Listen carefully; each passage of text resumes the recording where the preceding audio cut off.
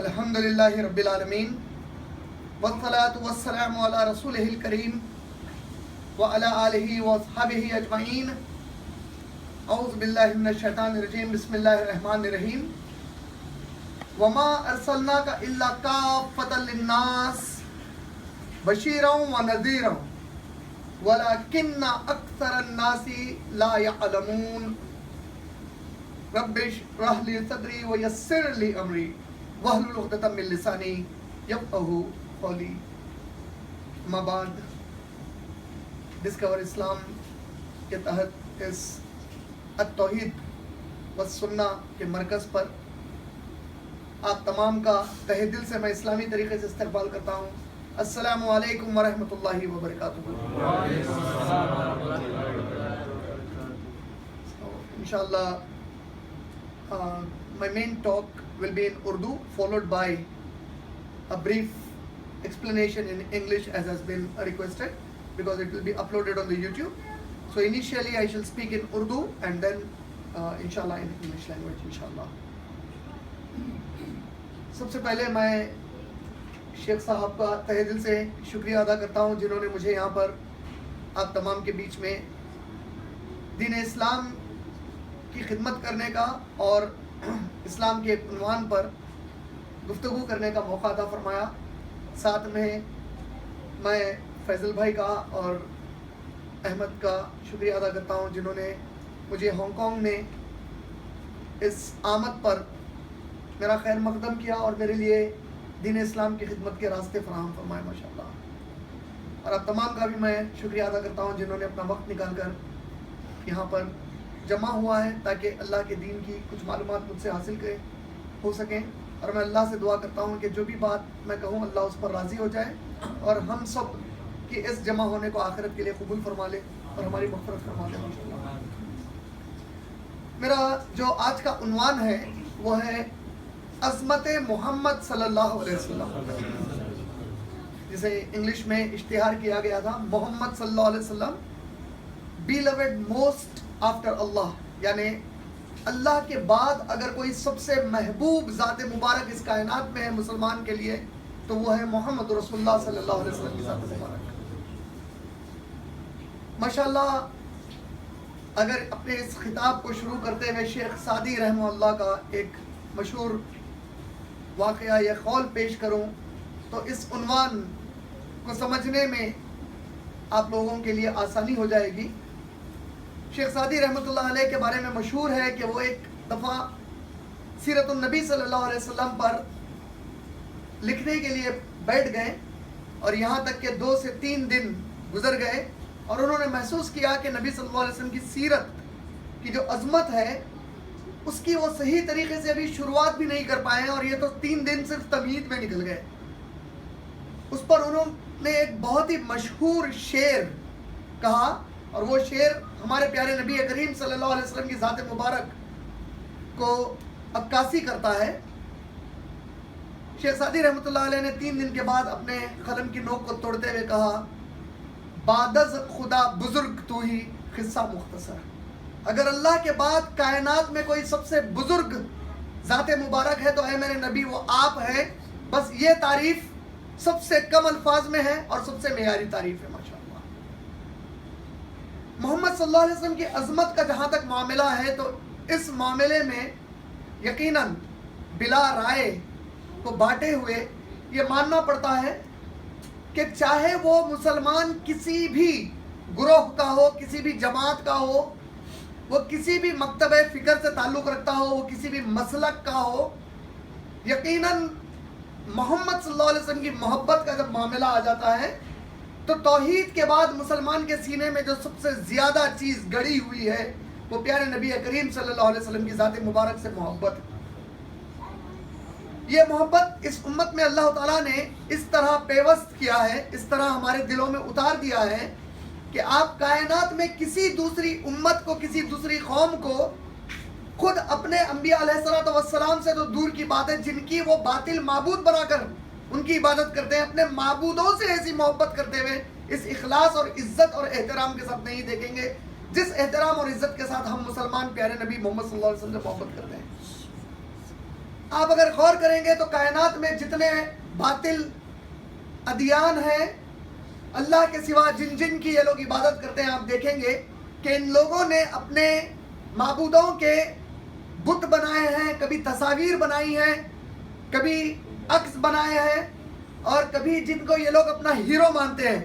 جیسے بدھزم جو مذہب ہے، بدھ مت میں اگرچہ کہ گوتم بدھا نے کبھی بھی کسی خدا کا تصور نہیں دیا، گوتم بدھا خود خدا نہیں ہے، کوئی دنیا کا بدھسٹ بدھ مت کا ماننے والا گوتم بدھا کو معبود نہیں مانتا، وہ صرف ان کی عزت کرتا ہے. لیکن عزت کی جو کیفیت ہے اس سے غیر بدھ مت والوں کو یہ اندازہ ہوتا ہے گویا وہ عبادت کر رہا ہے گوتم بدھا کی، جبکہ بدھ مت میں اللہ کی ذات کا کوئی یقینی تصور ہے ہی نہیں. انہیں انگلش زبان میں ایگنوسٹک کہتے ہیں، جس طرح ایتھسٹ کا معنی ہوتا ہے ناستک. ناستک وہ لوگ جو کسی کو مانتے ہی نہیں ہے کہ پیدا کیا ہے کسی نے ہم کو. اسی طرح ایگنوسٹک ہوتے ہیں جو مشکوک ہوتے ہیں، ہو بھی سکتا ہے کسی نے ہم کو پیدا کیا، پتہ نہیں ہے یا نہیں ہے. اس قسم کی کیفیت والوں کو جو اللہ کے بارے میں ایسی کیفیتیں رکھتے ہیں ان کو ایگنوسٹک کہتے ہیں انگلش میں. بدھسٹس اور ایگنوسٹکس، یہ لوگ یہ نہیں کہتے کہ معبود ہے ہی نہیں، لیکن ساتھ میں یہ لوگ مانتے بھی نہیں ہے کہ کوئی معبود ہے. یہ پوری بات بتانے کا مقصد یہ تھا کہ گوتم بدھا جس کی یہ لوگ عزت کرتے ہیں، آپ دیکھیں گے کہ ان کی مورتیاں ہیں، ان کے تصاویر ہیں. عیسیٰ علیہ السلام کے کئی تصاویر ہیں، موسیٰ علیہ السلام کے تصاویر ہیں. یعنی زمین پر آپ دیکھیں گے کہ ہر قوم نے جن کی وہ عزت کرتی ہے بے شمار تصاویر یا مورتیاں بنا لی ہے. لیکن یہ اللہ کی شان ہے، 1400 سال گزرنے کے باوجود امت مسلمہ نے آج تک کبھی نبی کریم صلی اللہ علیہ وسلم کا کوئی عکس نہیں بنایا.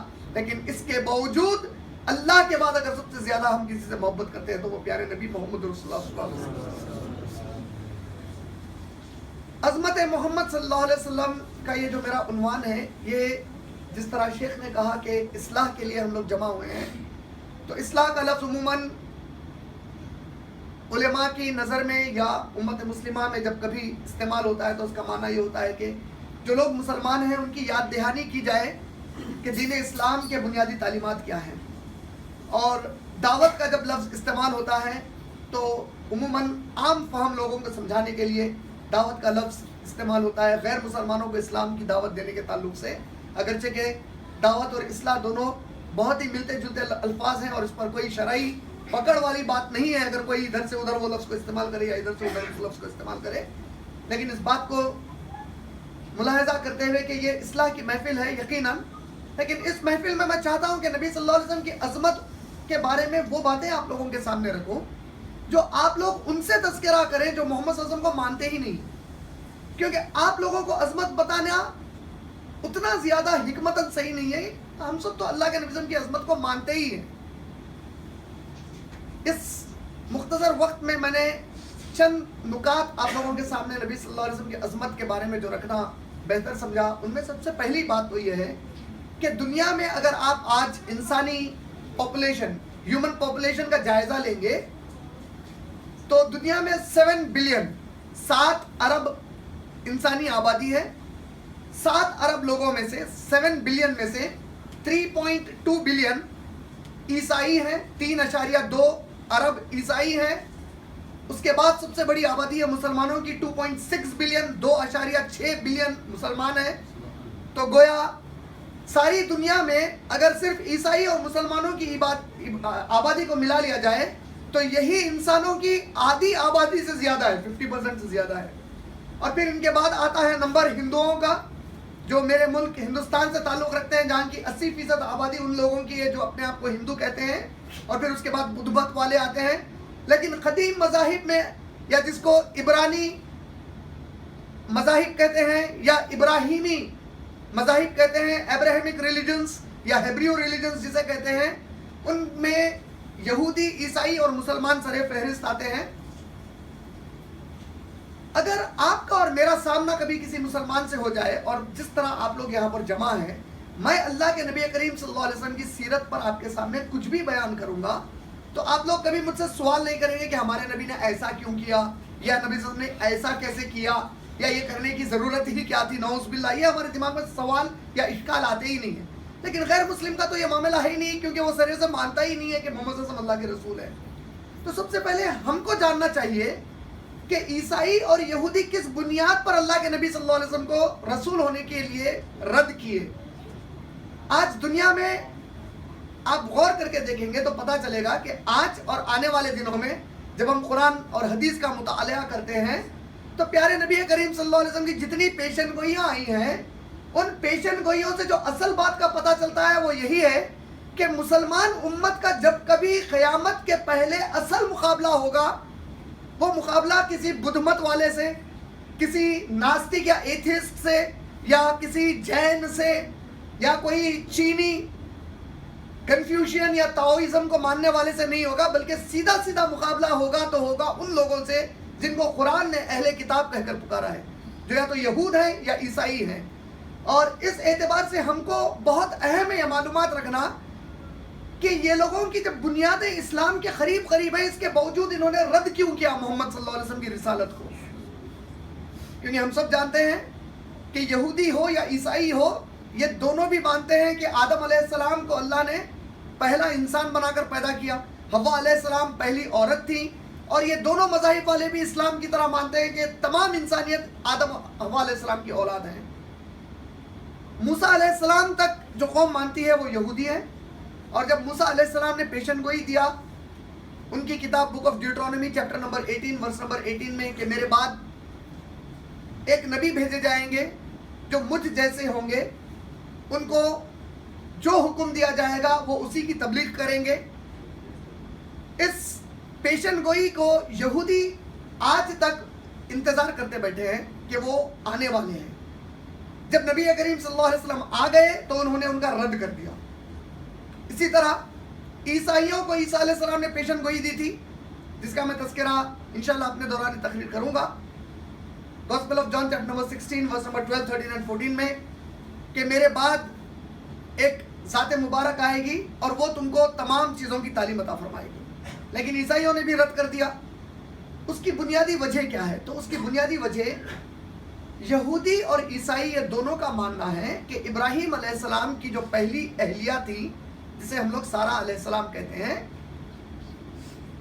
ان سے جو نسل نکلی، یعنی ابراہیم علیہ السلام اور سارہ علیہ السلام سے جو بچے پیدا ہوئے یہ تمام جائز بچے ہیں. اور حاجر علیہ السلام کے ابراہیم علیہ السلام سے نکاح کو یہودی اور عیسائی مانتے ہی نہیں ہیں.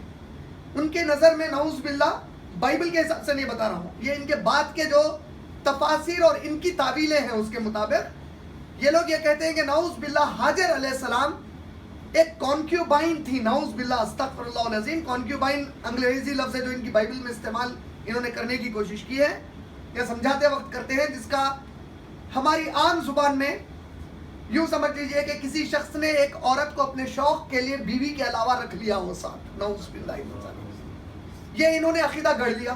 تو لہٰذا بات یہ ہو گئی کہ ایسی عورت جس کو ابراہیم علیہ السلام نے صرف رکھ لیا تھا نکاح کیے بغیر، اس کی اولاد میں سے کوئی نبی اور رسول کیسے آ سکتے ہیں؟ یہ ان کا سب سے بڑا سوال. چونکہ اسماعیل علیہ السلام ادھر سے پیدا ہوئے اور نبی کریم صلی اللہ علیہ وسلم کو اللہ نے بنی اسماعیل سے بھیجا، تو ان کی ضد بن گئی کہ ہم کیسے ایک نبی کو اس نسل سے مانے جو نسل ہمارے نظر میں حلال نسل ہے ہی نہیں. یہ ان کا سب سے بڑا اور بڑا بنیادی اختلاف بنا نبی کریم صلی اللہ علیہ وسلم کو رد کرنے کے لیے. یہ چیز ہم لوگ کئی بار ان سے ملتے ہیں، ان سے جلتے ہیں، لیکن افسوس کی بات یہ ہے کہ ہم کبھی ان کو اللہ اور نبی صلی اللہ علیہ وسلم کی رسالت کی دعوت نہیں دیتے. اور یہ بہت سخت معاملہ ہے قیامت کے دن. آپ لوگ چاہے اپنے ملک سے کتنے بھی دور آئے ہوں، کسی بھی غرض سے آئے ہوں، مسلمان کی تو پہچان یہ ہے کہ وہ جہاں کہیں جاتا ہے سب سے پہلے اللہ کی توحید اور نبی کریم صلی اللہ علیہ وسلم کی رسالت کی دعوت پہلے دیتا ہے، اور بعد میں اپنے بیوی بچوں کے پیٹ کو پالنے کی محنت کرتا ہے. اگر بیوی بچوں کو پالنے کی محنت یہ پہلے کرنا شروع کر دے اللہ کے دین کو پیچھے ڈال کر، تو ایسے مسلمان میں اور ایک کافر میں جو اللہ کو مانتا ہی نہیں ہے، دونوں کے دنیا گزارنے کے طریقے میں کوئی زیادہ فرق نہیں ہے. دونوں ایک ہی لائن میں ہے. اس نے جو ہے یوں سمجھ لیے کہ اسلام کے نام کا کپڑا پہنا ہے، اس نے کوئی غیر مسلمان کے نام کا کپڑا پہنا ہے. تو یہ آپ لوگوں کے لیے بہت ضروری ہے کہ آپ کتنے بھی اپنے کاروبار میں مصروف کیوں نہ ہو، لیکن آپ کی زندگی کا سب سے پہلا مقصد یہ ہونا چاہیے کہ توحید و رسالت کی دعوت غیر مسلمانوں میں پیش کی جائے، اور ان لوگوں میں پیش کی جائے جو توحید و رسالت سے صحیح طریقے سے واقف نہیں ہے. اللہ کے نبی کریم صلی اللہ علیہ وسلم کی ولادت جب ہوئی اور جب آپ کو نبوت عطا فرمائی گئی، اس سے پہلے ہم لوگ جانتے ہیں کہ مدینہ طیبہ میں کئی یہودی اور عیسائی بسے ہوئے تھے. آپ لوگ اگر اس پوری تاریخ کو تھوڑا سمجھنا چاہتے ہیں تو میرے یوٹیوب کے اوپر سیرت النبی صلی اللہ علیہ وسلم کے 4 سیشن ہیں اردو زبان میں. آپ اگر یوٹیوب پر جائیں گے بردر عمران آن سیرت النبی صلی اللہ علیہ وسلم آپ ٹائپ کریے, آپ کو میرے 4 سیشنز ملتے ہیں جس میں نے پوری ڈیٹیل میں تاریخ دی ہے, لیکن مختصر اب بتانے کے لیے کہ مدینے میں یہودی اور عیسائی کیوں آ گئے تھے, کیا وجہ تھی کہ وہ لوگ مدینے میں آ کے بسے ہوئے تھے. یہ بھی ایک سوال ہمارے ذہن میں آنا چاہیے اور ہم کو اس کا علم ہونا چاہیے کہ بھائی نبی صلی اللہ علیہ وسلم کے زمانے میں وہ لوگ مکے میں نہیں تھے, مدینے میں تھے. مکے میں آ کے کیوں نہیں بسے؟ یہودی تو بہت کاروباری دماغ والے لوگ ہوتے ہیں, بڑے بزنس مین ہیں, لیکن یہ لوگ مکے میں آ کے نہیں بسے. وہ لوگ کفار مکہ سے ڈرتے نہیں تھے, مدینے میں بسنے کی وجہ ہے ان کے پاس. تو اس کی تاریخ یہ ہوتی ہے کہ عیسیٰ علیہ السلام جب زمین سے اٹھا لیے گئے اس کے 70 سال کے بعد روم کے ملک ان کے اوپر قابض تھا, فلسطین وغیرہ کے علاقے پہ, جہاں پہ بیت المقدس سلیمان علیہ السلام اور داؤد علیہ السلام کے ذریعے اللہ نے تعمیر کروائی تھی. جس طرح آج کئی ممالک میں مسلمان رہتے ہیں جہاں اسلامی شریعت نہیں ہے اور دوسری شریعتیں یا دوسرے قوانین ہیں اور وہاں مسلمان صرف پرسنل لا چلا سکتے ہیں لیکن باقی کی پوری شریعت چلا ہی نہیں سکتے, اس طرح یہودی تورات کی جو تعلیمات تھی اس کو مکمل نہیں چلا سکتے تھے فلسطین کے علاقے میں بیت المقدس کے. روم کا قانون چلتا تھا, یہ لوگ صرف شادی بیاہ یا میت کو دفنانا وغیرہ تورات کے حساب سے کر سکتے تھے. وہاں کے کچھ نوجوان اس زمانے کے یہودیوں کے, انہوں نے روم کی سلطنت کے خلاف 70 سال بعد عیسیٰ علیہ السلام کے بغاوت کی. جب بغاوت کی تو رومی بادشاہ ٹائٹس نے ان کو کچلا, پوری کے پورے یہودیوں کو مار مار کر وہاں سے نکالا, تتر بتر کر دیا, بیت المقدس کو ڈھا دیا. اور یہ تاریخ میں ان کے پاس اس کو ڈایاسپورا کہتے ہیں. ڈایاسپورا مانے ایک پوری کی پوری قوم مکمل طور پہ اپنی سرزمین سے نکال دی گئی.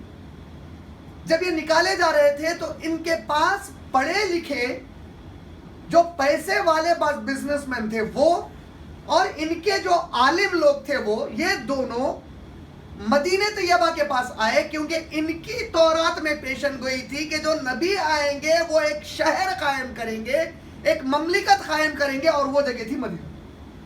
تو وہ یہودی آ کر بسے تھے مدینے میں انتظار کرتے ہوئے کہ وہ نبی کب آئیں گے محمد صلی اللہ علیہ وسلم کی آمد کے پہلے, یعنی کہ گویا نبی اس نبی کا انتظار کر رہے تھے. اب معاملہ یہ ہوا کہ جب نبی صلی اللہ علیہ وسلم آ گئے تو آپ لوگوں نے تاریخ میں اتنا تو معلوم کیا ہی ہوگا کہ محمد صلی اللہ علیہ وسلم جب مکے میں تھے 13 سال کی تکلیفیں اٹھائے, مدینے میں ماشاءاللہ مصعب بن عمیر رضی اللہ تعالیٰ عنہ کی دعوت و تبلیغ سے لوگ کلمہ پڑھے, پیارے نبی کریم صلی اللہ علیہ وسلم کے لیے ہجرت کا راستہ بنا, مدینے میں انصار صحابہ نے ویلکم کیا. تو یہودیوں نے اللہ کے نبی کریم صلی اللہ علیہ وسلم کا اختلاف نہیں کیا جب وہ وہاں پر آ رہے تھے. اس کی وجہ کیا ہے؟ اگرچہ کہ نبی نہیں مانتے تھے, یہودی اس وقت تک بھی محمد صلی اللہ علیہ وسلم کو کبھی بھی سیریس نہیں لے رہے تھے. نبی صلی اللہ علیہ وسلم مدینہ طیبہ آ گئے. یہ چھوٹی سی تاریخ اس لیے بتا رہا ہوں تاکہ اتنی بنیادی معلومات ہم کو ہونا چاہیے. جب آپ یہودی اور عیسائی سے بات کریں تو آپ کو بیک گراؤنڈ معلوم ہونا چاہیے اور رد کیوں کر رہا ہے, تاکہ اس کو دعوت دیتے وقت نبی صلی اللہ علیہ وسلم کی یہ بیک گراؤنڈ پر دعوت دے اسے. نبی صلی اللہ علیہ وسلم جب مدینہ ہجرت کر کے چلے گئے تو آپ نے دیکھا کہ یہودیوں سے معاہدہ ہوا, انہوں نے ایگریمنٹ بھی کیا, اپوزیشن کچھ بھی نہیں تھا ان کے پاس سے. یہاں تک کہ محمد صلی اللہ علیہ وسلم جو دعوت مدینے میں جب دینا شروع کیے تو یہودی دوسروں کو بولتے کہ تمہارے یہ جو محمد ہے عرب, ان کی بات سن لیا کرو صلی اللہ علیہ وسلم. عجیب بات ہے, یہودی ساتھ بھی دے رہے تھے. وجہ کیا تھی؟ تو یہ لوگ ابھی بھی یہی سمجھ رہے تھے کہ ان کے جو مسیح آنے والے ہیں وہ کوئی اور ہے.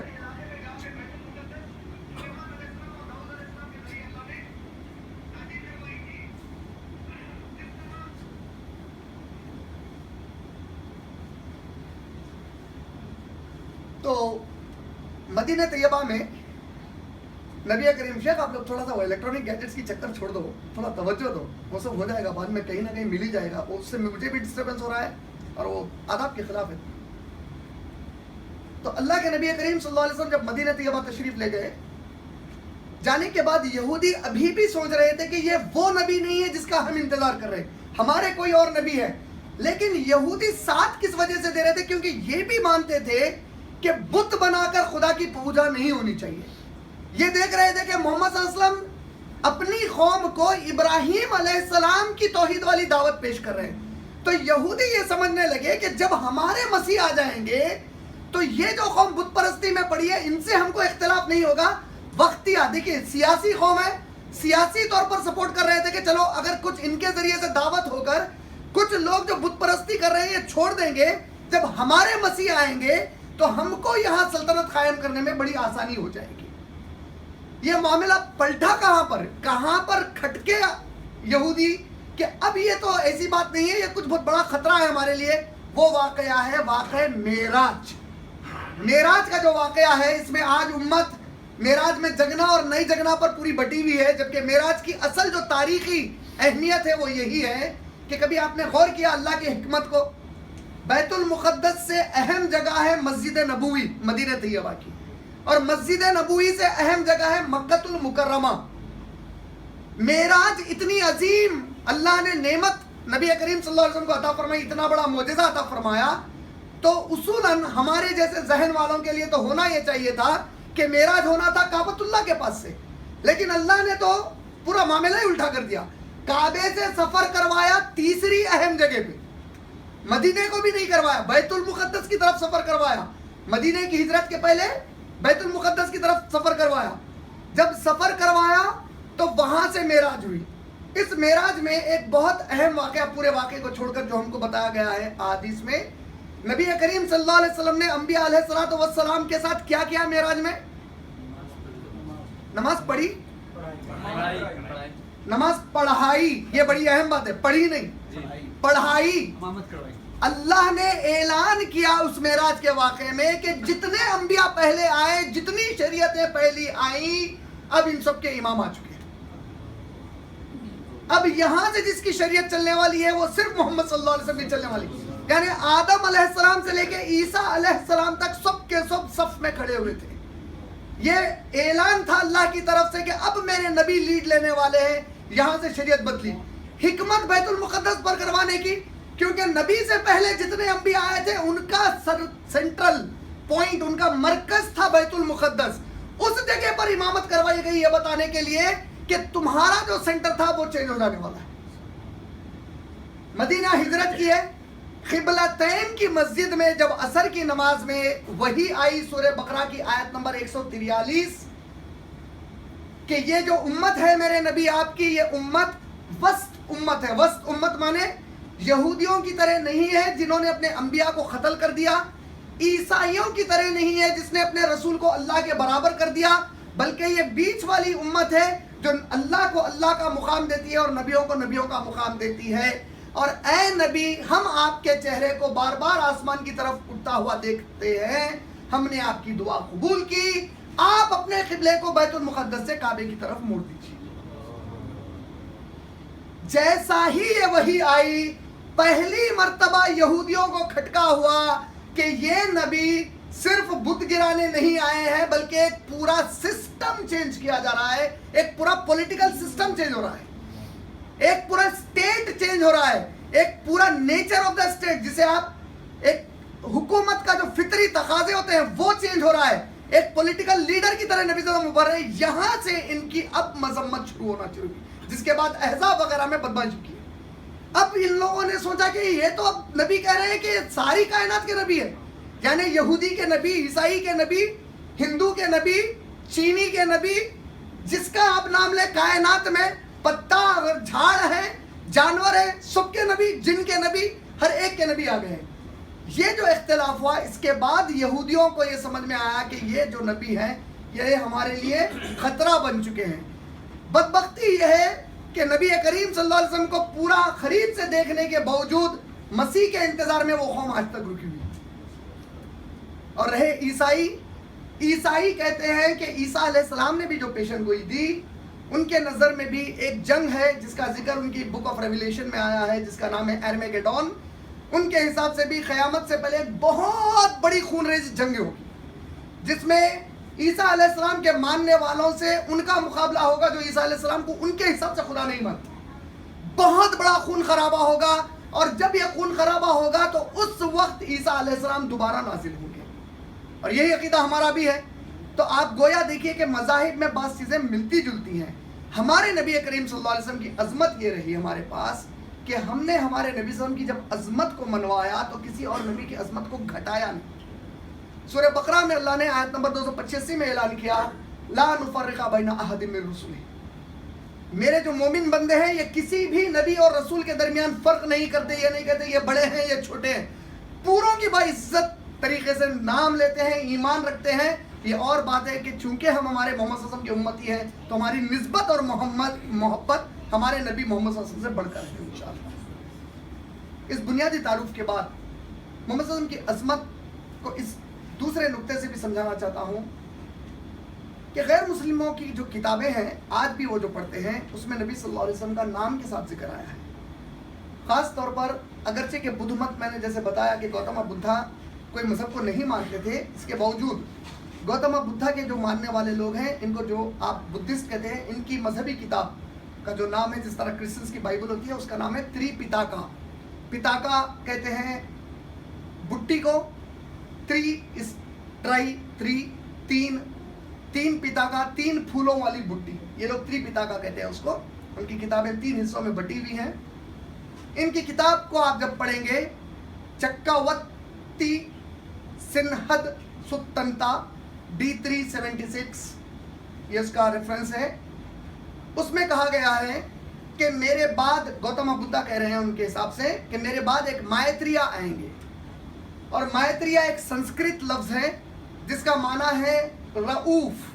اور اللہ تعالیٰ نے نبی صلی اللہ علیہ وسلم کو سورہ توبہ کی آیت نمبر 128 میں کہا کہ میرے نبی رؤوف ہیں. رؤوف مانے ایسی شخصیت کو کہتے ہیں جو دوسروں کی تکلیف کو اپنی تکلیف محسوس کر کے اس کی مدد کرنے کے لیے فوراً آگے بڑھے ہوتے ہیں. مائتریہ کی پیشن گوئی آئی ہے. اگر کوئی اس سے مطمئن نہیں ہوتا ہے تو ایک اور پیشن گوئی ہے, گاسپل آف کیرس بول کر ایک ان کی کتاب ہے. صفحہ نمبر 217 اور 277 اور 278 پر اس پر ایک واقعہ نقل کیا گیا ہے کہ جس طرح زید بن حارث رضی اللہ تعالیٰ عنہ نبی صلی اللہ علیہ وسلم کے غلام تھے, اسی طرح گوتم بدھا کا ایک غلام تھا جس کا نام تھا آنندا. آنندا نے گوتم بدھا سے پوچھا کہ اے بدھا, آپ جب اس دنیا سے چلے جائیں گے تو ہم کو تعلیم دینے والے کوئی بھی بچے ہوئے نہیں ہوں گے, تو اس وقت میں جب کہ آپ ہمارے بیچ نہیں ہوں گے تو ہم تعلیم کس سے لیں؟ تو اس کے جواب میں گوتم بدھا نے کہا کہ اے آنندا, نہ میں پہلا بدھا ہوں نہ میں آخری بدھا ہوں. بدھا کا جو لفظ ہے وہ بدھی سے, بدھی علم والا, حکمت والا. تو گوتم بدھا کہہ رہے ہیں نہ میں پہلا علم اور حکمت والا ہوں نہ میں آخری علم اور حکمت والا ہوں, میرے بعد ایک اور بدھا آئیں گے. آنندا نے پوچھا ہم انہیں کیسے پہچانیں گے؟ تو انہوں نے, گوتم بدھا نے اس کو کہا آنندا کو کہ میرے ماننے والے کچھ 100 ہیں, ان کے ماننے والے ہزاروں کی تعداد میں ہوں گے. میرے ماننے والے میرے تعلیمات کو کچھ دنوں کے بعد چھوڑ دیں گے, ان کے ماننے والے ان کے تعلیمات کو دنیا ختم ہونے تک پکڑ کر رکھیں گے. وہ جب آئیں گے تو لوگوں کو قیامت آنے, دنیا کے ختم تک ہونے والے چیزوں کے بارے میں تعلیم دیں گے اور لوگوں کو اندھیرے سے نکال کر روشنی کی طرف لائیں گے. جو سورہ بقرہ کی آیت نمبر 256 کا ایک حصہ شیخ نے تلاوت کیا جس میں اللہ نے وہی کہا کہ اللہ تعالیٰ اندھیروں سے, گناہ کے اندھیروں سے نکال کے انسان کو توحید کے اجالے کی طرف لاتے ہیں. یہ پیشن گوئی نبی صلی اللہ علیہ وسلم کی بدھ مت میں آئی ہے.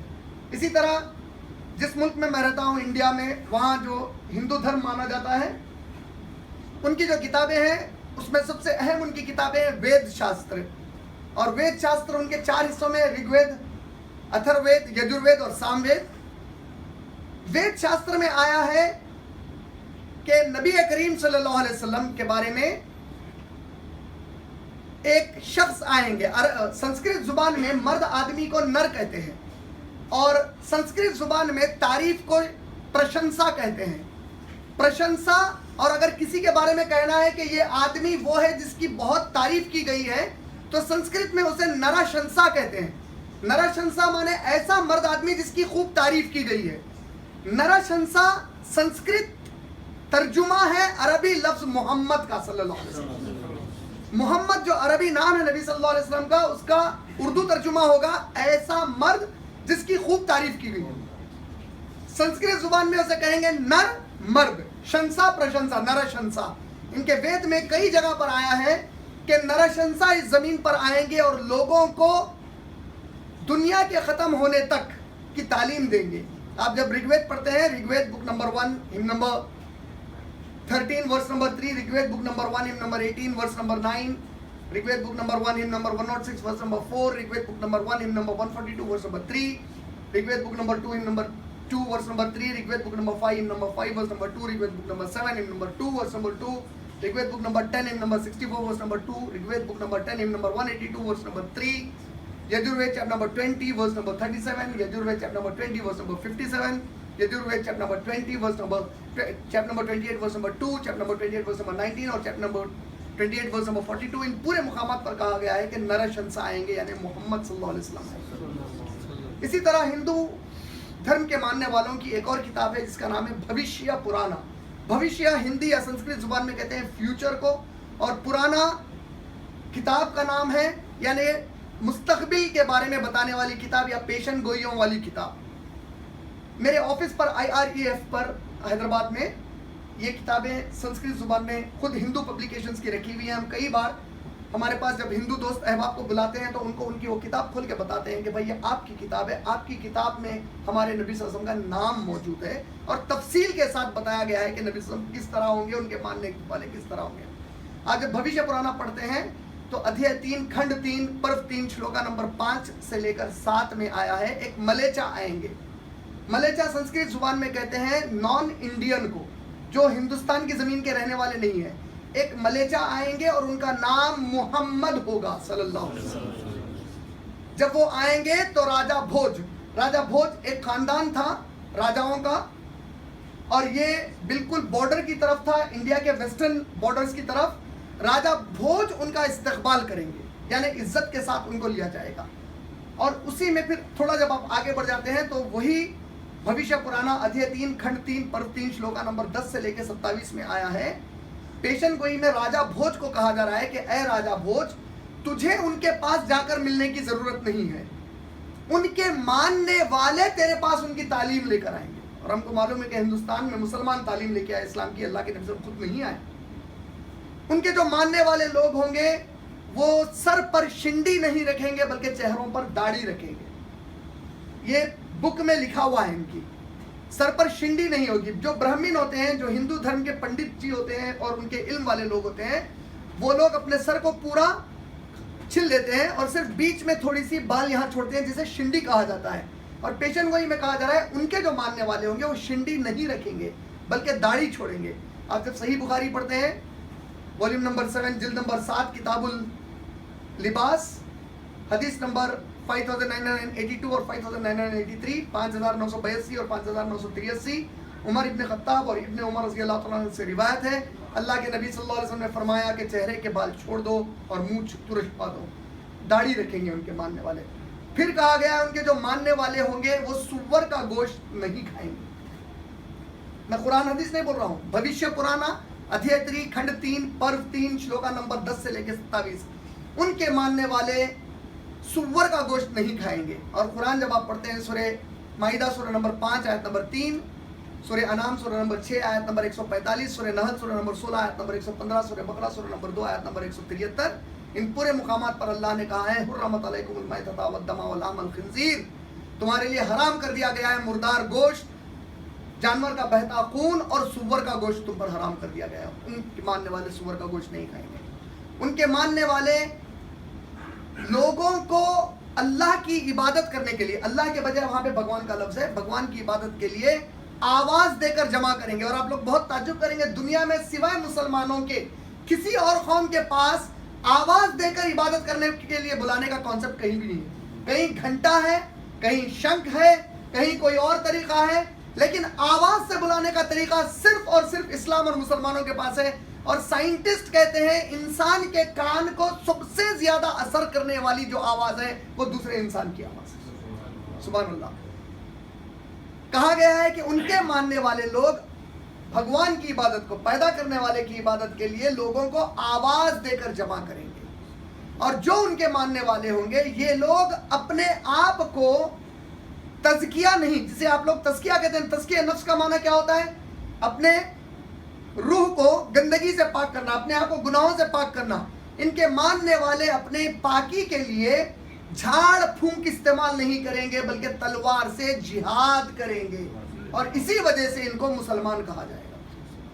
یہ ان کی کتاب کی پیشن گوئی ہے. اسی طرح جب آپ بائبل پڑھتے ہیں تو موسیٰ علیہ السلام نے book of Deuteronomy chapter number 18 verse number 18 میں کہا He shall send unto you a prophet like unto me, he shall speak to you all that he is commanded. موسیٰ علیہ السلام نے کہا کہ میرے بعد تمہارے درمیان ایک رسول بھیجے جائیں گے جو میری طرح ہوں گے. He shall raise up a prophet unto you from your brethren like unto me, and he shall speak unto you all that he is commanded. تمہارے بھائیوں میں سے ایک کو نبی بنا کر بھیجا جائے گا جو میری طرح ہوں گے اور جو تم کو حکم دیں گے، اور وہ حکم دیں گے جو ان کو وحی کیا گیا ہے.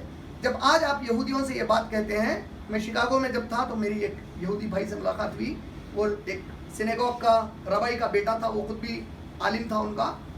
اس سے جب ہوٹل میں ملاقات ہوئی تو پہلے جھجک رہا تھا، پھر اس سے میں نے کہا کہ میں آپ سے بات کرنا چاہ رہا ہوں. تو جب میں نے گفتگو شروع کی تو میں نے اس سے اس پیشن گوئی کے بارے میں پوچھا تو وہ کہتا ہے کہ ہم تو مسیح کا انتظار کر رہے ہیں. تو میں نے اس کو بتایا کہ اس پیشن گوئی میں خاص طور پہ موسیٰ علیہ السلام میں خاص بات کر رہے ہیں. وہ یہ نہیں کہہ رہے ہیں کہ میرا بھائی ہوگا، میرے بھائیوں میں سے، بردرین انگلش زبان میں کہتے ہیں کزنز کو. اسحاق علیہ السلام کی جو اولادیں ہیں وہ پورے بنی اسرائیل ہیں. اسحاق علیہ السلام آپ لوگوں کو یاد ہے نا، ابراہیم علیہ السلام کے کتنے بیٹے تھے؟ شک میں ہے. بڑے بیٹے کون تھے؟ ہاں بڑے کون تھے؟ اسماعیل علیہ السلام بڑے تھے. چھوٹے بیٹے تھے اسحاق علیہ السلام. اسحاق علیہ السلام کی والدہ کا نام کیا ہے؟ ہاں پکا؟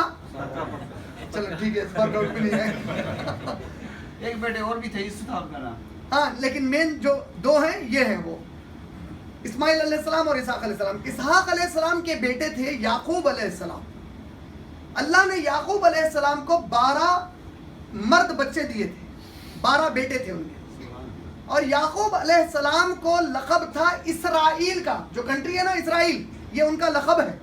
اسرائیل ان کا لقب تھا. جیسے آپ کسی کو شیخ پکارتے ہیں یا ان کا کنیا بولیا تو ان کا کنیا تھا اسرائیل. اسرائیل عبرانی زبان کا لفظ ہے، 2 الفاظ مل کر ایک لفظ بنا ہوا ہے. عبرانی زبان ہیبریو میں اسرا کہتے ہیں بندے کو، بندہ کہتے ہیں نا عبد. ہم سب اللہ کے عبد ہیں. عبد کو ہیبریو لینگویج میں اسرا کہتے ہیں. اور اللہ کا الہ کو ایل کہتے ہیں. ایل، اسرائیل، عبداللہ. اسرائیل کا معنی ہے عبداللہ. یہ لقب اس زمانے میں یہودی علماء ان کو دیتے جس کو بہت عبادت گزار سمجھتے. یعنی کہ یعقوب علیہ السلام کے زمانے میں تو ابھی یہودی نہیں تھے، ان کے زمانے کے جو علم والے لوگ تھے ان کو یہ لقب سے پکارتے. عبداللہ کہتے، یعنی کہ کسی کو وہ عبداللہ پکارتے تو اس کا معنی کیسا تھا؟ جیسے آپ کسی کو شیخ، مفتی پکار رہے ہیں. تو یہ لقب دیا گیا تھا یعقوب علیہ السلام کو. اور اس کی تصدیق محمد صلی اللہ علیہ وسلم نے بھی کی ہے حدیث میں. جب آپ سورہ بقرہ پڑھتے ہیں تو سورہ بقرہ کی ایک آیت کی تفسیر میں اللہ کے نبی صلی اللہ علیہ وسلم نے صحابہ سے پوچھا، اچھا بتاؤ تو صحیح اسرائیل کس کا لقب تھا؟ صحابی نے کہا کہ اللہ کے رسول اللہ اور نبی صلی اللہ علیہ وسلم بہتر جانتے ہیں. اللہ کے نبی صلی اللہ علیہ وسلم نے کہا اور کس کا؟ یعقوب کے سوا. یعنی یعقوب علیہ السلام کا لقب اللہ کے نبی صلی اللہ علیہ وسلم نے بھی تسلیم کیا ہے. تو اب یہ بات ہمارے لیے بھی کلیئر ہو گئی کہ اسرائیل لقب تھا یعقوب علیہ السلام کا. کس کے بیٹے تھے یہ؟ اسحاق علیہ السلام کے. یعقوب علیہ السلام کو کتنے بیٹے تھے؟ یہ دیکھیے عربی میں بن مانے بن. محمد بن عبداللہ، محمد صلی اللہ علیہ وسلم عبداللہ کے بیٹے. بن ایک کے لیے کہتے ہیں. بنی مانے کئی. 12 کو بنی اسرائیل کے کئی بیٹے، بنی اسرائیل. ان سے جو پوری نسل نکلی ہے پوری بنی اسرائیل، جس کا قرآن میں سورہ بنی اسرائیل ہے نا، سورہ نمبر 17. بنی اسرائیل مانے یعقوب علیہ السلام کے جو 12 بیٹے اور ان کی نسلیں ہیں. ان 12 بیٹوں میں ایک بیٹا تھا جس کا نام ہے آپ کا مشہور جینس پینٹ. جینس پینٹ کس کمپنی نے شروع کیا؟ کون سے برانڈ نے شروع کیا؟ لیوائز. ان کے ایک بیٹے کا نام تھا لیوائی. وہ 12 میں سے ایک کا نام لیوائی تھا. اس کی جو چوتھی نسل تھی وہ تھے موسیٰ علیہ السلام. لیوائی کی چوتھی نسل میں آئے موسیٰ علیہ السلام. اور اسی کی آگے جب نسل بنتے گئی تو مریم علیہ السلام بھی اسی نسل سے آئے اور ان کے بیٹے تھے عیسیٰ علیہ السلام. تو جتنے پورے پیغمبر آئے پورے اسحاق علیہ السلام کی اولاد میں سے آئے. اللہ نے اسماعیل علیہ السلام کی اولادوں میں کسی کو بھی نبی نہیں بنایا. اچانک بھیجا تو کس کو بھیجا؟ محمد صلی اللہ علیہ وسلم. اچھا اب دیکھیے اللہ کی بھی امتحان کے طریقے ہوتے ہیں. یہ پہلے ہی کہہ رہے ہیں کہ حاجر علیہ السلام جائز نہیں ہے. اللہ نے اسماعیل علیہ السلام کے پاس سے کسی کو نبی نہیں بنایا تو ان کا عقیدہ اور یقین میں بدل گیا. اگر ہوتے تو وہاں سے کوئی تو نبی آتے, آ ہی نہیں رہے, جب اچانک آئے تو رد کیے. اور موسیٰ علیہ السلام کیا بول رہے ہیں اب ان کو پیشن گوئی میں, He shall raise them up a prophet from among their brethren. تمہارے بھائیوں میں سے اٹھائیں گے. تو اب بنی اسرائیل کے لیے بھائیوں میں سے مطلب کزنز کون ہوئے؟ اسماعیل علیہ السلام کی نسل میں سے. تو بنی اسرائیل سے نہیں آ سکتے, اب جو بھی مسیح آئیں گے بنی اسماعیل سے آنا ضروری ہے, لیکن یہ لوگ نہیں مانتے. دوسری چیز موسیٰ علیہ السلام کہہ رہے ہیں وہ میری طرح ہوں گے. اگر آپ غور کر کے دیکھیں گے تو موسیٰ علیہ السلام کے بعد سوائے محمد صلی اللہ علیہ وسلم کے کسی نے بھی اللہ کی شریعت اور شریعت کو نافذ کرنے کا اعلان نہیں کیا. سب سے پہلی شریعت اللہ نے انسانوں میں موسیٰ علیہ السلام کو دے کر بھیجی, جسے آپ توراہ پکارتے ہیں. اور دوسری جو شریعت دی گئی قرآن, جو محمد صلی اللہ علیہ وسلم کو دی گئی, میری طرح ہوں گے. عیسائی کو جب آپ یہ پیشن گوئی بولتے ہیں تو عیسائی کہتے ہیں یہ پیشن گوئی عیسیٰ علیہ السلام کے لیے. تو ان کو ہم سمجھاتے ہیں بھائی عیسیٰ علیہ السلام نہیں ہو سکتے, اس میں وہ محمد صلی اللہ علیہ وسلم ہی ہونا پڑتا ہے, کیونکہ موسیٰ علیہ السلام نے کیا کہا, وہ جو آئیں گے نبی میری طرح ہوں گے. موسیٰ علیہ السلام کے والد بھی تھے اور والدہ بھی تھے, محمد صلی اللہ علیہ وسلم کے والد اور والدہ تھے, لیکن عیسیٰ علیہ السلام کے کوئی بھی والد نہیں تھے. اللہ نے معجزے کے طور پر پیدا کیا. اللہ نے آل عمران سورہ نمبر 3 کی آیت نمبر 59 میں کہا کہ عیسیٰ کی مثال آدم علیہ السلام جیسی ہے. جس طرح اللہ نے آدم کو مٹی سے پیدا کیا تو عیسیٰ کو بھی مٹی سے پیدا کیا. اللہ اپنی ایک نشانی دکھا رہے تھے. کیا نشانی؟ اللہ بتانا چاہتے تھے کہ اگر میں آدم کو بغیر ماں اور باپ کے پیدا کر سکتا ہوں تو عیسیٰ کو خالی بغیر باپ کے پیدا کرنا کیا بڑی بات ہے. اللہ ان اللہ علی کل شیء قدیر, اللہ ہر چیز پر قدرت رکھتے ہیں. تو اللہ نے عیسیٰ علیہ السلام کو ابن مریم بنا کر بھیجا اور ان کے کوئی والد نہیں تھے. تو جب عیسیٰ علیہ السلام کے والد نہیں تھے تو موسیٰ علیہ السلام جب پیشن گوئی میں کہہ رہے ہیں کہ میری طرح نبی ہوں گے تو وہ محمد صلی اللہ علیہ وسلم ہی ہو سکتے ہیں. موسیٰ علیہ السلام کی شادیاں ہوئیں اور ان کو اولادیں تھیں. عیسیٰ علیہ السلام کی شادیاں نہیں ہوئی, نہ ان کو کوئی اولاد تھی. محمد صلی اللہ علیہ وسلم کی شادیاں ہوئی اور ان کو اولاد تھی. موسیٰ علیہ السلام کو شریعت ملی, محمد صلی اللہ علیہ وسلم کو شریعت ملی. موسیٰ علیہ السلام نے شریعت کو نافذ کیا, محمد صلی اللہ علیہ وسلم نے شریعت کو نافذ کیا. موسیٰ علیہ السلام کا انتقال ہوا اور وہ دفن کیے گئے. محمد صلی اللہ علیہ وسلم کا بھی انتقال ہوا اور وہ مسجد نبوی کے احاطے میں آج آپ جو دیکھتے ہیں نبی صلی اللہ علیہ وسلم کی مزار, وہاں پر تدفین ہوئی محمد صلی اللہ علیہ وسلم کی بھی. تو یہ پیشن گوئی ہے محمد صلی اللہ علیہ وسلم کے لیے اور کسی اور کے لیے نہیں ہے. اسی طرح بک آف ایزایا ایک اور کتاب ہے یہودیوں کی تورات میں, اس کا سبق نمبر 29, اس کی سطر نمبر 12, چیپٹر 29 ورس نمبر 12. یہ تو حد ہے یہ پیشن گوئی, تو آپ یقین مانو. ہمارے نبی صلی اللہ علیہ وسلم پر جب پہلی وحی آئی, ہم سب بچپن سے سنتے آئے ہیں یہ واقعہ. جبرائیل علیہ السلام آ کر کہتے ہیں اقرا, کہا نا نبی صلی اللہ علیہ وسلم کو اقرا پڑھیے. نبی صلی اللہ علیہ وسلم نے جواب کیا دیا, ما انا بقاری, مجھے پڑھنے نہیں آتا. Book of Isaiah chapter number 29 verse number 12 پڑھیں گے تو ایسے لگتا ہے کسی نے حدیث کی ترجمانی اس میں کر دی. اس میں کہا گیا and the book shall be delivered unto him and he shall be asked to read and he shall say I do not know how to read. اور یہ کتاب اس کو دی جائے گی اور اس سے کہا جائے گا پڑھو, تو وہ کہے گا مجھے پڑھنا نہیں آتا. اللہ اکبر.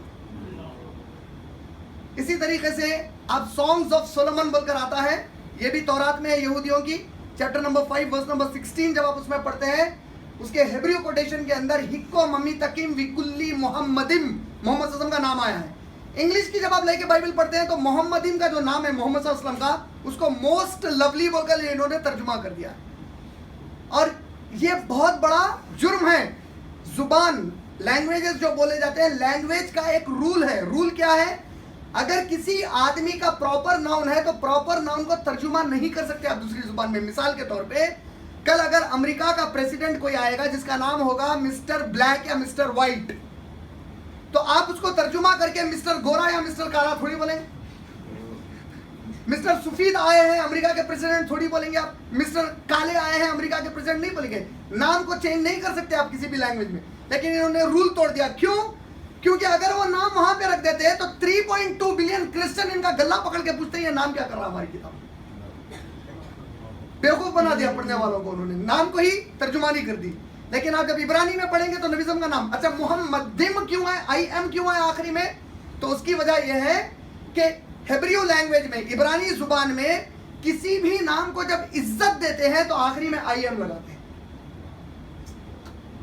محمدم صلی اللہ علیہ وسلم کا نام ہے ماشاءاللہ. تو یہ ان کی کتاب میں آیا. اسی طریقے سے جب آپ عیسائی جس کو انجیل کہہ کر پڑھتے ہیں,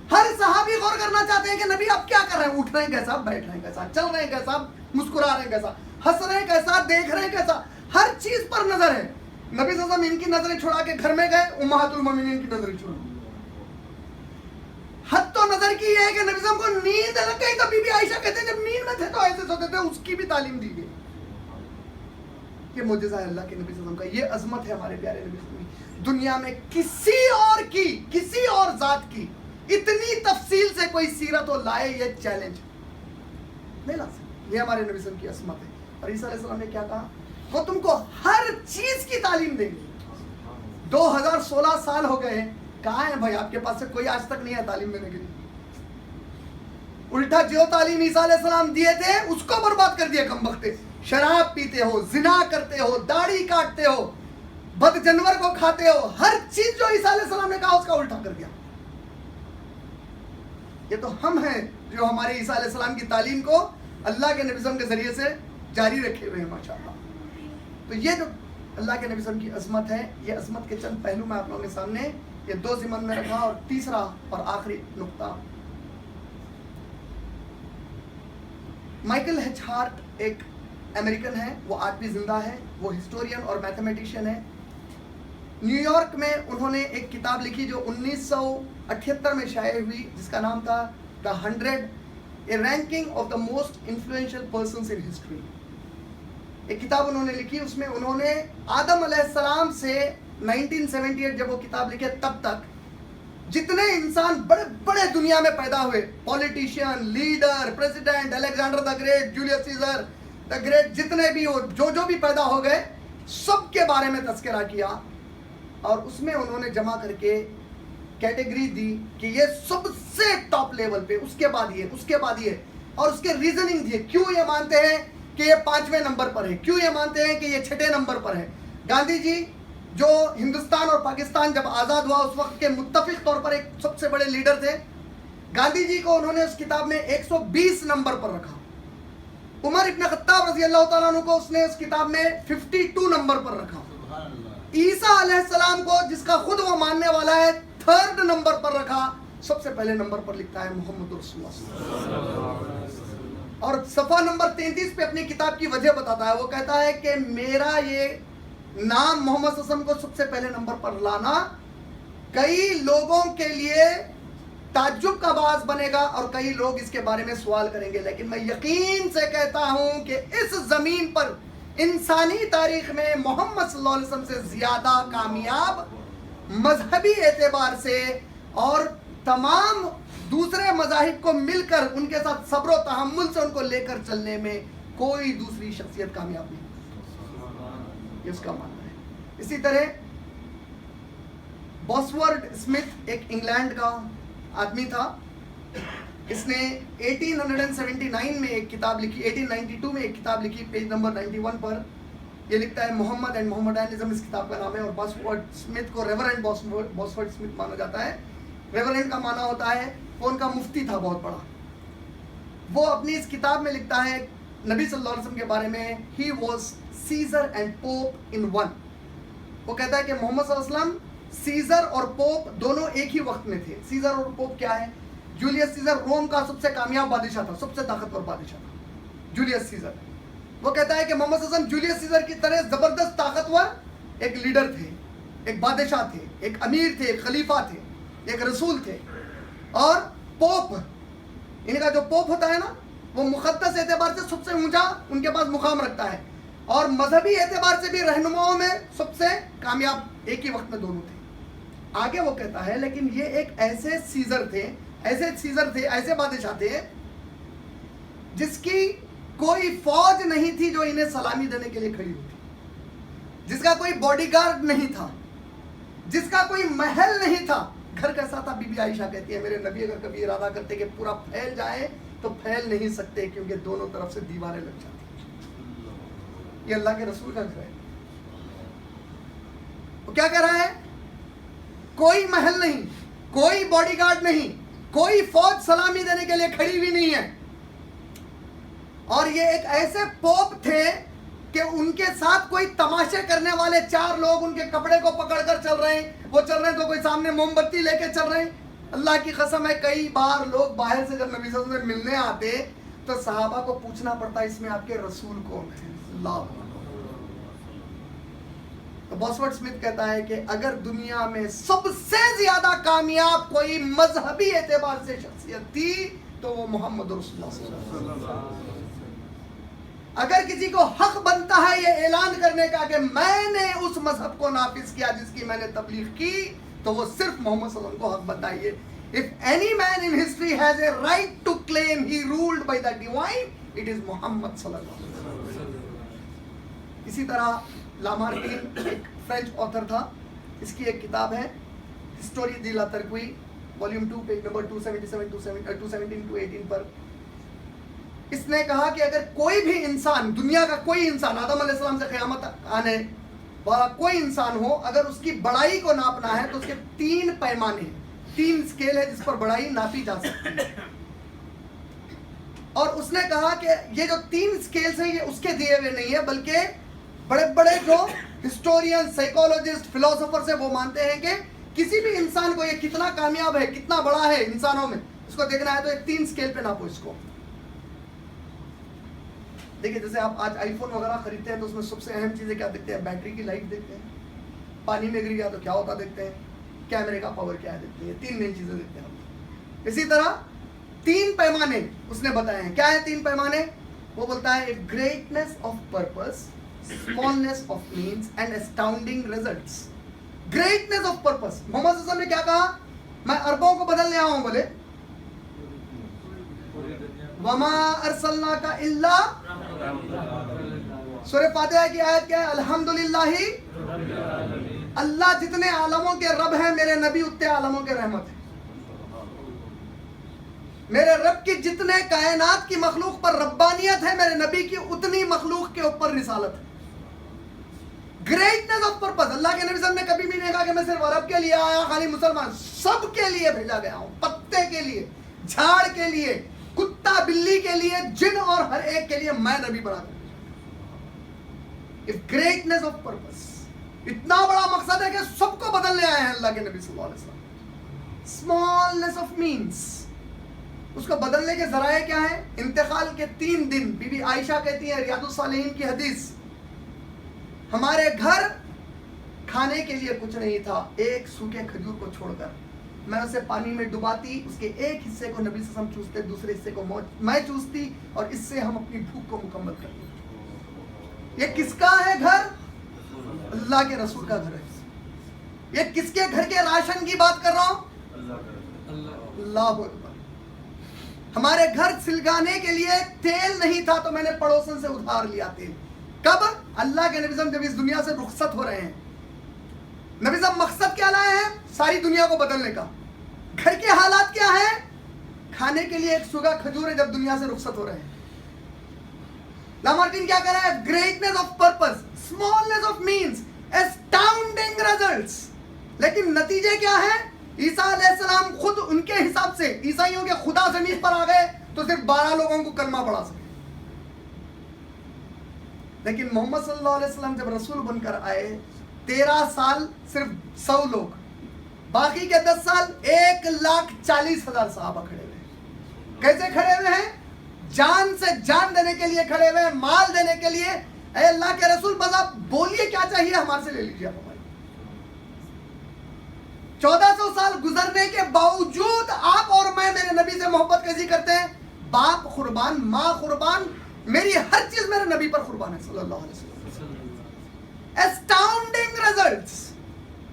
دنیا میں اگر عیسیٰ علیہ السلام سے کوئی گستاخی کر دے, موسیٰ علیہ السلام سے کوئی گستاخی کر دے, تو اتنا زیادہ تماشا نہیں ہوتا. کوئی ہمارے نبی کی شان میں گستاخی کر دے تو ہم کٹنے کے لیے یا کاٹنے کے لیے تیار ہو جاتے ہیں.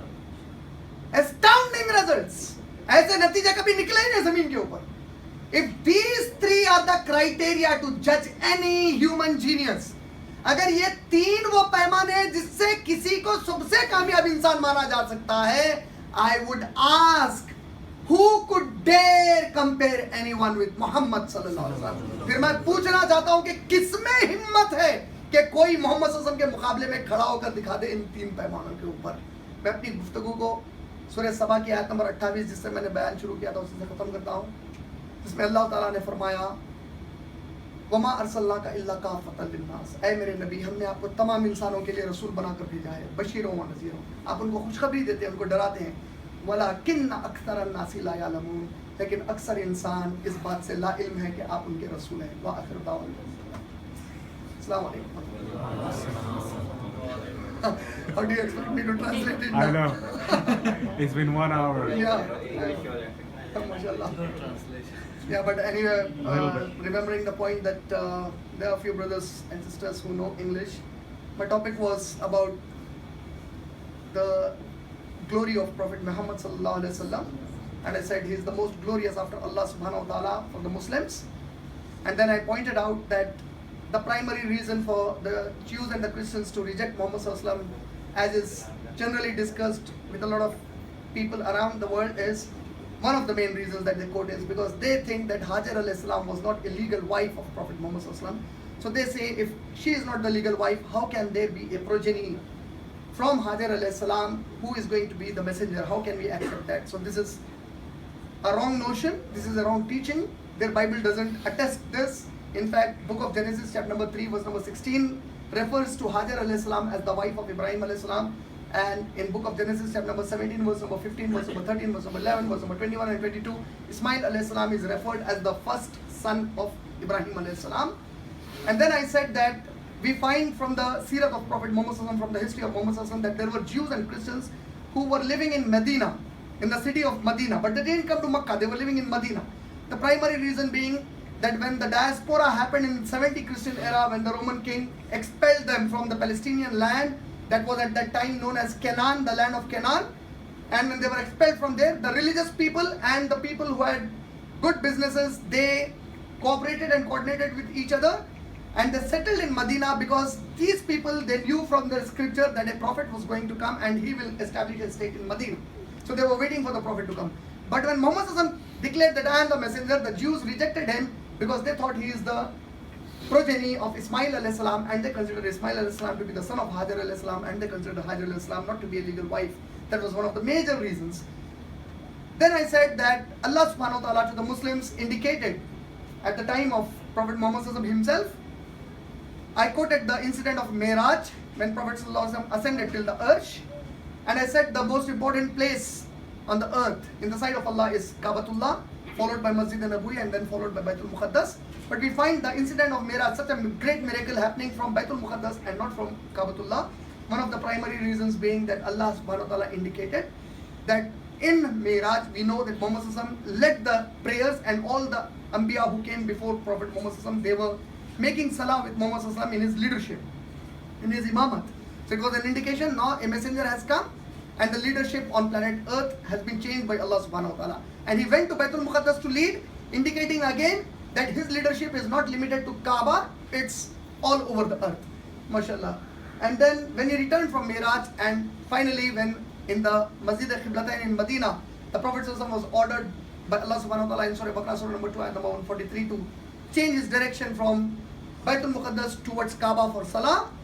The Jews then understood that a political change is happening, a leadership change is happening, and then their obstacles started to increase against Muhammad sallallahu alaihi wasallam. Their plannings and plottings started to increase against Muhammad sallallahu alaihi wasallam because they did not want Muhammad sallallahu alaihi wasallam to be accepted as their leader. They denied him as the leader, and they said there is a Messiah who is going to come. So this was one of the primary reasons. But Alhamdulillah, Allah made his Nabi and the deen of Allah subhanahu wa ta'ala successful through Prophet Muhammad sallallahu alaihi wasallam himself and through his followers, the Sahaba Karam radiyallahu ta'ala anhum ajma'in. Then followed by that, I came to the second point, that was the comparative religion, where the references of Prophet Muhammad sallallahu alaihi wasallam are given in different scriptures, and I quoted Vedas, I quoted the Buddhist scripture, I quoted the Bible for that. And one of the primary point from the Bible in the book of Gospel of John chapter number 16 verse number 12, 13 and 14, I said, Jesus Christ, be pleased upon him, he says that I have yet many things to say unto you, but you cannot bear them. Now howbeit, when he, the Spirit of truth, is come, he will guide you to all truth. For he shall not speak by himself, he shall speak all that he is commanded, and he shall glorify me, and he shall show you the things to come. So I said that it is very clearly mentioned that Prophet Muhammad sallallahu alaihi wasallam will come and he will teach you everything in your lives. Then I said it's a challenge to those people who disbelieve in Muhammad sallallahu alaihi wasallam, that you cannot show any personality on the face of the earth who gave teachings in every bit of your life.